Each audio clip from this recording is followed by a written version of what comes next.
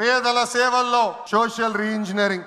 పేదరికం లేని సమాజం తెలుగుదేశం పార్టీ లక్ష్యం. 2 రూపాయలకే కిలో బియ్యం, జంతా వస్త్రాలు, పక్కా ఇల్లు, పెన్షన్ ఇచ్చింది అన్న ఎన్టీఆర్. చాలని పెన్షన్ 5 రెట్లు పెంచారు. 200 రూపాయల నుంచి 1000 రూపాయలు చేశాం. ఒకే సంతకంలో 1000 రూపాయల పెన్షన్ ని 2000 చేశాం. ఇప్పుడు ఏకంగా భారతదేశంలో ఏ రాష్ట్రంలో ఇవ్వని విధంగా 4000 రూపాయల పెన్షన్ మన చంద్రన్న అందిస్తున్నారు. ఇంతేకాదు డ్వాక్రా, దీపం, అన్న క్యాంటీన్ ఇచ్చింది మన చంద్రన్న.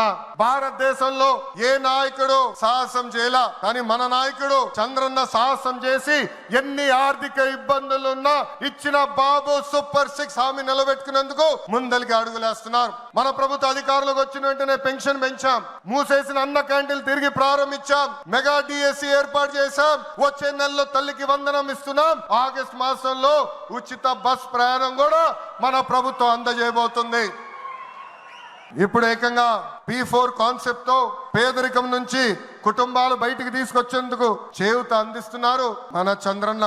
తెలుగుదేశం పార్టీ ఆవిర్భావం తర్వాత బడుగు బలహీన వర్గాలకి ఆర్థిక రాజకీయ స్వాతంత్రం వచ్చింది. పార్టీకి పునాదిగా ఉన్న మన బీసీలకి ఏకంగా స్థానిక సంస్థల ఎన్నికల్లో 33% రిజర్వేషన్ అందించింది తెలుగుదేశం పార్టీ.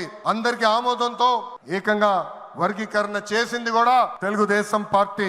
అందుకే ప్రతి వర్గానికి న్యాయం చేయాలి, సోషల్ రీఇంజనీరింగ్ చేయాలనే లక్ష్యంగా మనందరం పెట్టుకోవాల్సిన అవసరం ఉంది. ప్రస్తుత పరిస్థితుల్లో అన్ని కులాలకు సామాజిక సమన్వయం కూడా అవసరం ఉంది.